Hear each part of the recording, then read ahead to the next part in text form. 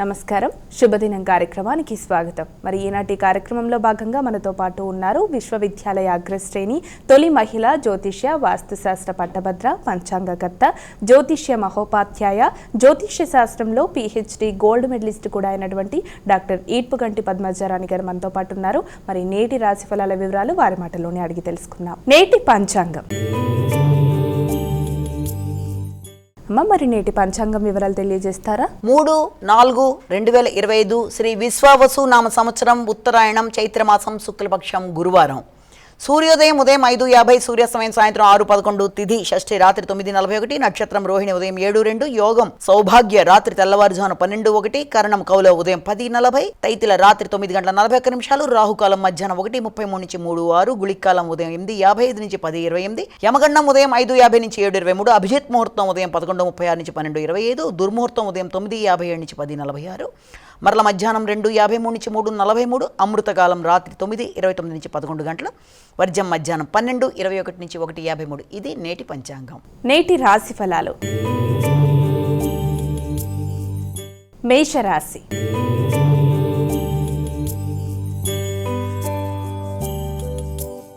ఇక మొదటి రాశి అయినటువంటి మేషరాశి వారికి ఈరోజు రాశి ఫలాలు ఎలా ఉన్నాయి? వీరు ఎటువంటి జాగ్రత్తలు తీసుకోవాలి? ఎటువంటి పరిహారాలు పాటించాలి? మేషరాశి అశ్విని భరణి కృతిక ఒకటో పదం మేషరాశి. మేషరాశి వారికి ఈ రోజున కుటుంబ వ్యవహారాల్లో ధనం అనేది అధికంగా ఖర్చు అవ్వడం, అలాగే ఘర్షణాత్మకమైన వాతావరణం కాకపోయినప్పటికీ ఎక్కువ మంది బంధువర్గం రావడం, అలాగే కుటుంబంలో కార్యక్రమాలు చక్కగా జరుపుతూ ముందుకు వెళ్ళడం చేసే ప్రయత్నాలు, ఆర్థిక సంబంధమైన విషయాలు, ఆర్థిక సంబంధమైన ప్రణాళికలు మొదలైన వాటికి సంబంధించిన విషయాలు, వాగ్దానాలు మొదలైన వాటికి ఆకస్మికమైన ఖర్చులకి ఎక్కువ ఆస్కారం అనేది ఉంది. ముఖ్యంగా తండ్రితర బంధువులు మొదలైన వారితోనూ ఆధ్యాత్మిక వ్యక్తులతోనూ ఈ రోజున ఎక్కువ మాట్లాడడం, అలాగే దాంతోపాటుగా ముఖ్యంగా ఆకస్మికమైన ఖర్చులు అనేవి మాత్రం వీళ్ళకి ఈ రోజున అధికంగా ఉంటాయి. అది కూడా మీకు ముఖ్యంగా మీ యొక్క భాగస్వామి వ్యవహారాల్లో కానీ, కుటుంబానికి జీవిత భాగస్వామికి సంబంధించిన విషయాలలో ఖర్చులు, వారికి సంబంధించిన విషయాల్లో మీరు బహుమానాలు లాంటివి ఇవ్వడం, వారి కొరకు కానీ లేకపోతే వాహనానికి సంబంధించిన విషయాల్లో కానీ అధిక స్థాయిలో మీరు ఖర్చులు పెట్టడానికి ఆస్కారం అనేది ఈ రోజున ఉండడం అనేది, అలాగే కొంతమంది ట్యాక్సులు అలాంటివి కట్టడానికి ఆస్కారం కూడా ఈ రోజున మనం భావించవచ్చు. కానీ వీలైనంత వరకు మాటల విషయంలో తగిన విధంగా జాగ్రత్తలు తీసుకుంటూ ముందుకు వెళ్ళాలి. ముఖ్యంగా ఆ మాటలు కూడా మీకు ఎక్కువ శాతం వృత్తికి సంబంధించిన విషయాలలో వాటికి సంబంధించిన చర్చలు జరగడానికి ఆస్కారం అనేది ఉంది. వృషభ రాశి.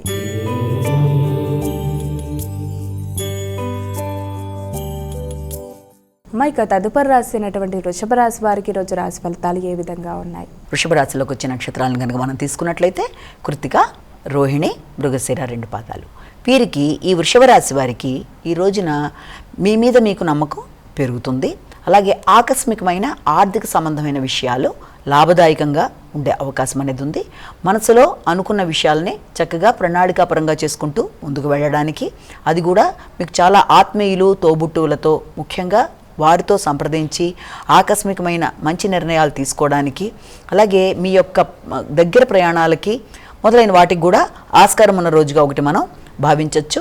అయితే కొంతవరకు బద్ధకాన్ని వదిలి ఏదన్నా ఒక పని చేద్దామనుకున్నా కూడా వాయిదా వేసే విధానాన్ని అధిగమిస్తూ ముందుకు వెళ్ళినట్లయితే పనులన్నీ కూడా చక్కగా జరుగుతూ ముందుకు పెడతాయి. ప్రతి పనిని వాయిదా వేద్దాం అనుకుంటూ ముందుకు వెళ్ళడం బట్టి ఏమవుతుందంటే పనులు ఎక్కడొక్కడ ఆగిపోయే అవకాశం ఉన్న రీత్యా తగిన విధంగా జాగ్రత్తలు తీసుకుంటూ పెద్దల సహకారంతో ముందుకు వెళ్ళినట్లయితే పనులు సాధించుకుంటారు. మిథున రాశి.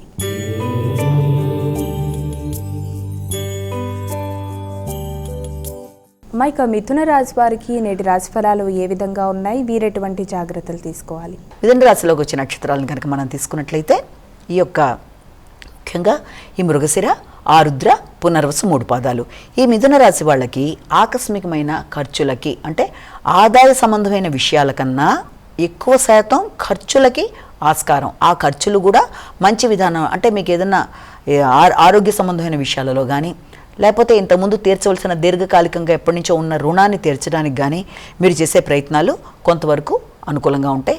వృత్తికి సంబంధించిన విషయాలలో ప్రయాణాలకు సంబంధించి కూడా కొంతవరకు ఖర్చులు, జీవిత భాగస్వామికి సంబంధించిన విషయాలు వాటికి సంబంధించిన ఖర్చులు మొదలైన వాటికి ఈ రోజున ఆస్కారం అనేది ఉన్నప్పటికీ కూడా ఏదన్నా కొనుగోలు వ్యవహారంలో కానీ లేకపోతే ముఖ్యమైన కార్యక్రమాల్లో మీరు ముందు అందించే వేయడానికి చేసే ప్రయత్నాల్లో కానీ ఇతరుల మోసానికి గురి కాకుండా తగిన విధంగా జాగ్రత్తలు తీసుకుంటూ ఒకటి మీరు ముందుకు వెళ్ళవలసిన బాధ్యత అయితే మొట్టమొదటిగా కనబడుతుంది. అలాగే సంతానం యొక్క అభివృద్ధి కొరకు కూడా, అంటే వారి యొక్క వృత్తిపరమైన విషయాల్లో కానీ లేకపోతే వాళ్ళ అభివృద్ధి కొరకు మీరు చేసే ప్రయత్నాలు కానీ ఈ రోజున దానికి సంబంధించి కూడా కొంతవరకు ఖర్చులు అనేవి కనబడుతున్నాయి.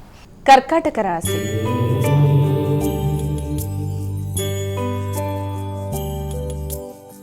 అమ్మాయి కర్కాటక రాశి వారికి నేటి రాశి ఫలాలు ఎలా ఉన్నాయి? కర్కాటక రాశిలో వచ్చే నక్షత్రాలు తీసుకున్నట్లయితే మనం ఈ యొక్క పునర్వసు, పుష్యమి, ఆశ్లేష కర్కాటక రాశి. కర్కాటక రాశి వారికి రావాల్సిన లాభాలు చాలా వరకు అనుకూలంగా ఉంటాయి. వృత్తికి సంబంధించిన విషయాల్లో కానీ ప్రవృత్తికి సంబంధించిన విషయాల్లో కానీ ముందంజ వేస్తూ ముందుకు పెడతారు. ఎప్పటి నుంచో ఆగుతూ వచ్చిన విషయాలలో మీకు మంచి అవకాశాలు లాంటివి లభ్యమవడం, దాని పరంగా ముందుకు వెళ్ళడానికి మీరు చేసే ప్రయత్నాలు చాలా వరకు అనుకూలంగా ఉంటాయి. అలాగే స్నేహితులతో ఈ రోజున చర్చలు జరపడం అనేది, దూర ప్రదేశాల్లో ఉండే వ్యక్తుల యొక్క సహకారంతోనూ ప్రోత్సాహంతోనూ నూతన వృత్తులకి అవకాశం అనేది కనబడుతోంది. సింహరాశి.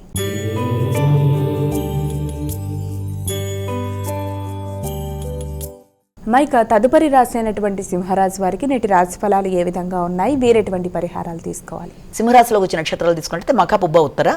ఈ సింహరాశి వాళ్ళకి వృత్తికి సంబంధించిన విషయాలలో ముఖ్యంగా కొంతవరకు, అంటే మీకు సంబంధించిన వృత్తికి సంబంధించిన విషయాలలో అనుకూలతలు అనేవి ఒకటి ఏర్పడుతున్నాయి.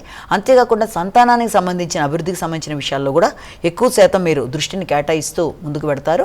అలాగే వారి కొరకు ఖర్చులు అనేవి అధికంగా పెడతారు. వారి యొక్క అభివృద్ధి కొరకు కానీ, వారి కొరకు వృత్తికి సంబంధించిన విషయాల్లో ఏదైనా కంప్యూటర్ రిలేటెడ్గా కానీ ఎలక్ట్రానిక్ సంబంధించిన విషయాల్లో కానీ కొంత ఖర్చులు అనేవి వారి కొరకు పెట్టడానికి, లేకపోతే వారితో కలిపి కొన్ని ప్రదేశాలు సందర్శించడానికి చేసుకునే ప్రయత్నాలు ఈ రోజున మనం గమనించుకోవచ్చు. అంటే ఇష్టపడిన వ్యక్తులతో ఈ రోజున ఖర్చు పెట్టుకోవడం అనేది అధికంగా కనబడుతోంది. కన్యా రాశి.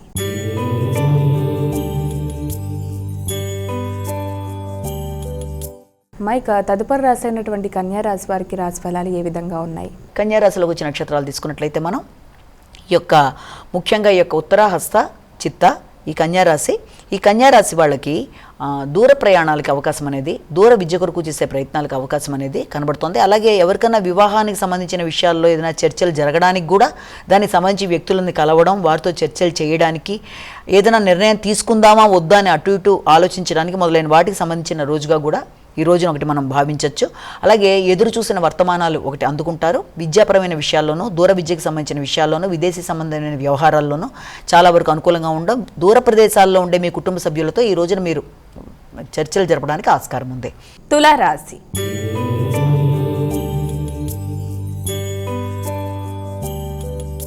మైక తులారాశి వారికి నేటి రాశి ఫలాలు ఏ విధంగా ఉన్నాయి? వీరు ఎటువంటి జాగ్రత్తలు తీసుకోవాలి? తులారాశిలోకి వచ్చే నక్షత్రాలు తీసుకున్నట్లయితే ఈ చిత్త, స్వాతి, విశాఖ 3 పాదాలు.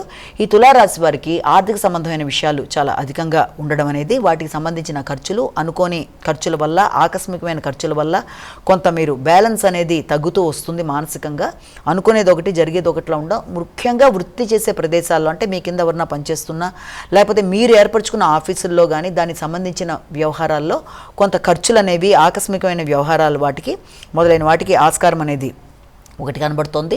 అలాగే ముఖ్యంగా స్త్రీలతో విభేదాలు రాకుండా తగిన విధంగా జాగ్రత్తలు తీసుకుంటూ ముందుకు వెళ్ళవలసిన అవకాశం అయితే ఒకటి ఖచ్చితంగా కనబడుతుంది. కాబట్టి ఎవరితోనా మాట్లాడేటప్పుడు కానీ శత్రుత్వాలు లేకుండా జాగ్రత్తలు తీసుకుంటూ ఇతరుల సహకారాన్ని సక్రమంగా చూసుకుంటూ ముందుకు వెళ్ళవలసిన బాధ్యత ఒకటి కనబడుతోంది.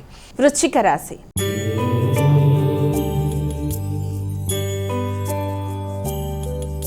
మైక తదుపరి రాశి అయినటువంటి వృశ్చిక రాశి వారికి నేటి రాశి ఫలాలు ఏ విధంగా ఉన్నాయి? వృశ్చిక రాశి వాళ్ళ విషయాన్ని మనం ప్రధానంగా తీసుకున్నట్లయితే ఈ యొక్క విశాఖ, అనురాధ, జ్యేష్ఠ వృశ్చిక రాశి వాళ్ళకి ఈ రోజున సాంఘిక సంబంధాలు బాగుంటాయి.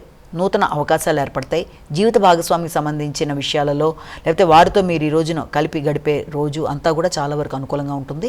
ఏదైనా వినోద ప్రదేశాలకు వెళ్ళడం, మీ కీర్తి ప్రతిష్టలు ఏర్పడడం, వారికి నూతన అవకాశాలు రావడానికి ఆస్కారం మొదలైన వాటికి సంబంధించిన అనుకూలతలు ఈ రోజున చూడొచ్చు. అలాగే కుటుంబ వ్యవహారాలు, ముఖ్యంగా మీ సృజనాత్మకత పెరగడం, జీవిత భాగస్వామి, సంతానంతో కలిపి ఈ రోజున చక్కగా ఉపయోగించుకుంటారు. ధనస్సు రాశి.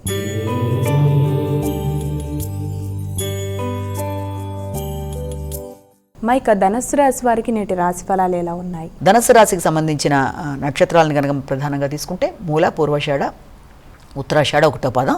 ఈ ధనస్సు రాశి వాళ్ళకి ఈ రోజున వ్యక్తిగత విషయాల్లో ముఖ్యంగా ఖర్చులు, అవి కూడా శత్రు రోగ రుణాలకు సంబంధించిన విషయాలలో ఆకస్మికమైన ఖర్చులు అనేవి ఏర్పడతాయి.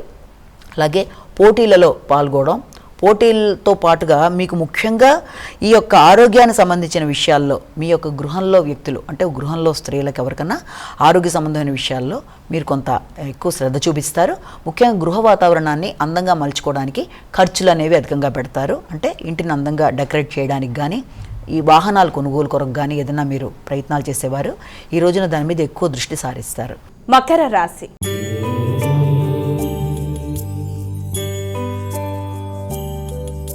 ఇక తదుపరి రాశి అయినటువంటి మకర రాశి వారికి ఈరోజు రాశి ఫలాలు ఎలా ఉన్నాయి? మకర రాశిలోకి వచ్చిన నక్షత్రాలు తీసుకుంటే ఉత్తరాషాఢ, శ్రవణం, ధనిష్ట. ఈ మకర రాశి వాళ్ళకి ఆలోచనలు అనుకూలంగా ఉంటాయి, సృజనాత్మకత పెరుగుతుంది, సంతాన అభివృద్ధికరంగా ముందుకు పెడతారు. వారి యొక్క అభివృద్ధి కొరకు మీరు చక్కటి నిర్ణయాలు తీసుకుంటారు. అలాగే మానసిక ప్రశాంతత అనేది మీకు పెంచుకునే విధంగా మీరు ప్రయత్నాలు అనేవి చేస్తూ ఉంటారు. ఈ విషయంలో మీకు మీ యొక్క సోదరులు కానీ లేకపోతే మీ కుటుంబంలో మీ స్త్రీ సోదరి వర్గం కానీ మీకు చక్కటి సహకారాన్ని అందించడం, మీ సామర్థ్యాన్ని పెంచుకుంటూ ముందుకు వెళ్ళడం, వీటన్నిటికీ కూడా చాలా అనుకూలమైన రోజుగా మనం భావించవచ్చు. కుంభరాశి.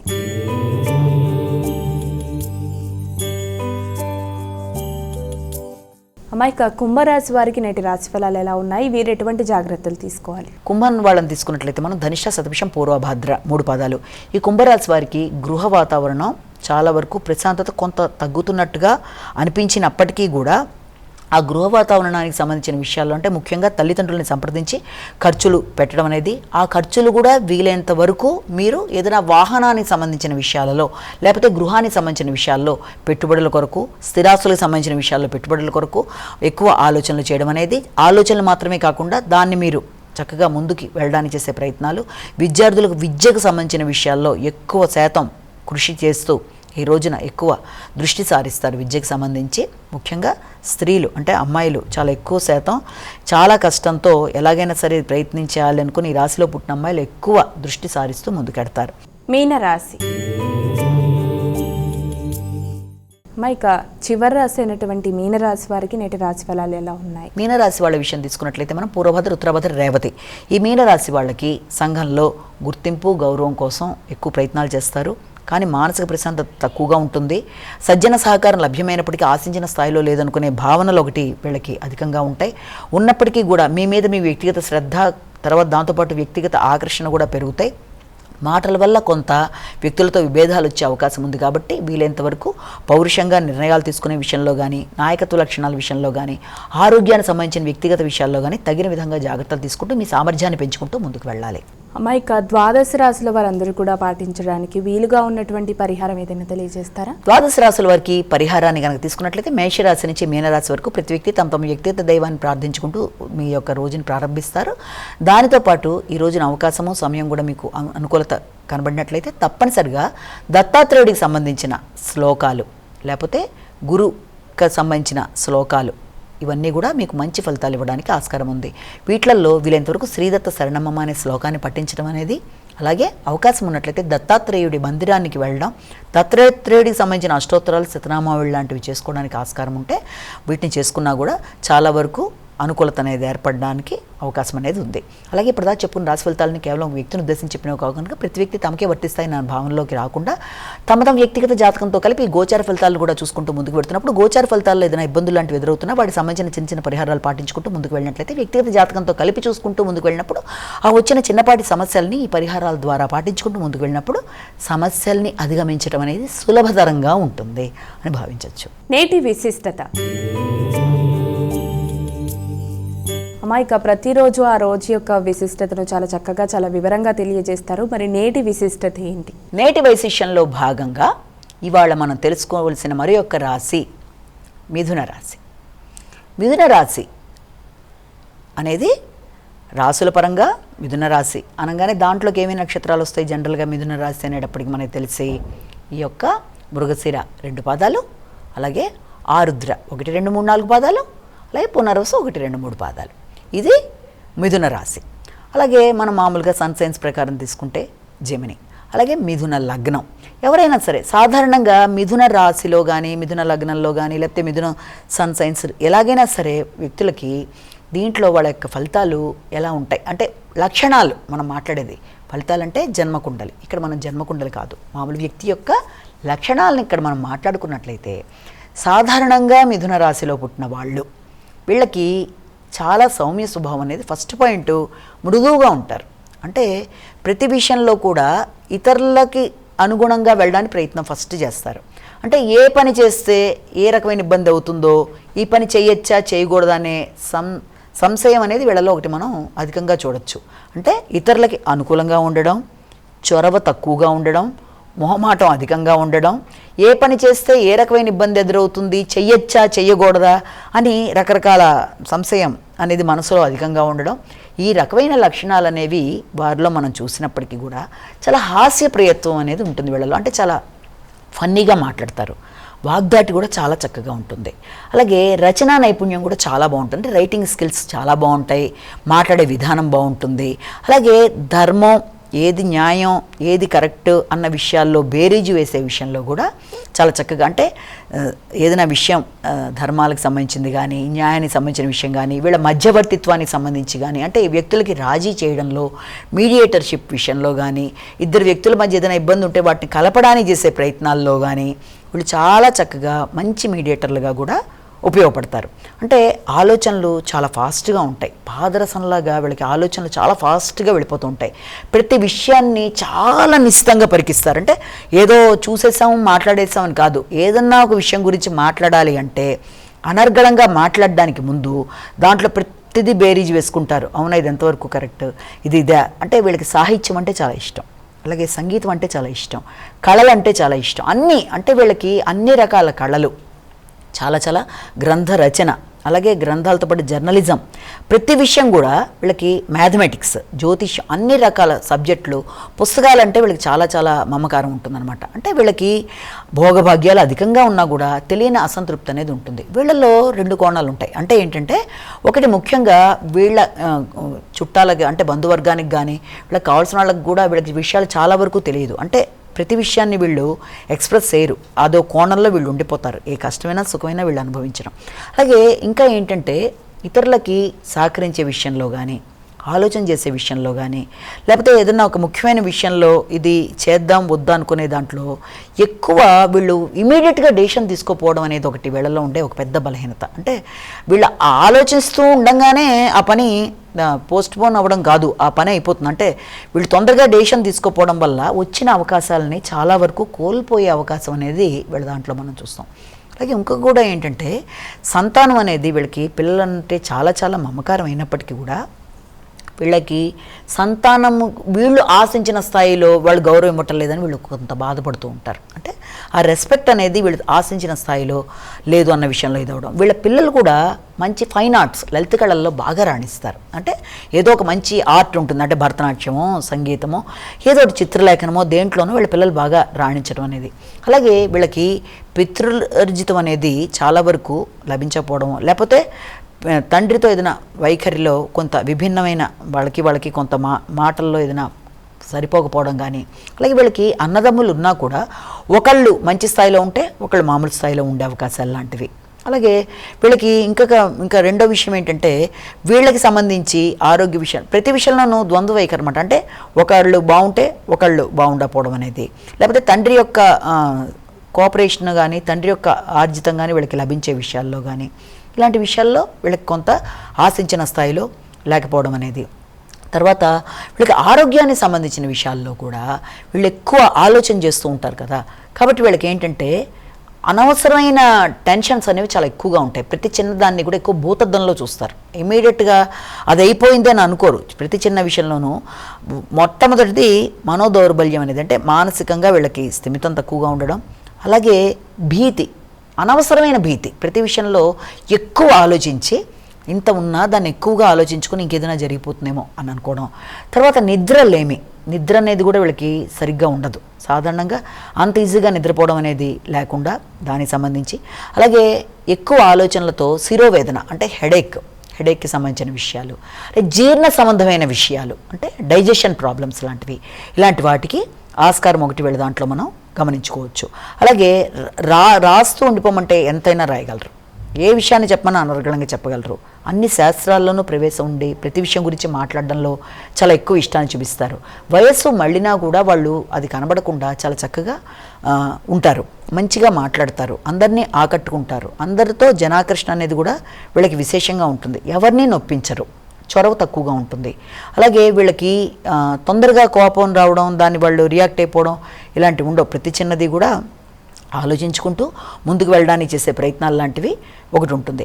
కానీ ఏంటంటే వీళ్ళు జాగ్రత్త పడవలసిన ప్రధానమైన విషయంలో ఏంటంటే మనం తెలుసుకోవాల్సింది, అవకాశాలు వచ్చినప్పుడు దాని విషయంలో వీళ్ళు సద్వినియోగపరుచుకునే సందర్భంలో ఏదన్నా ఒక పనిని చేద్దామా వద్దా అనే సంశయం వల్ల అవకాశాలు పోగొట్టుకునే అవకాశం ఉంది కనుక ఆ విషయంలో తగిన జాగ్రత్తలు తీసుకుంటూ ముందుకు వెళ్ళినట్లయితే అన్నీ అనుకూలంగా ఉంటాయి. నమస్కారం. మరి వీక్షించారుగా, ఇది ఇవాల్టి శుభదినం కార్యక్రమం. రేపటి కార్యక్రమంలో మళ్ళీ కలుద్దాం. అంతవరకు సెలవు. నమస్కారం.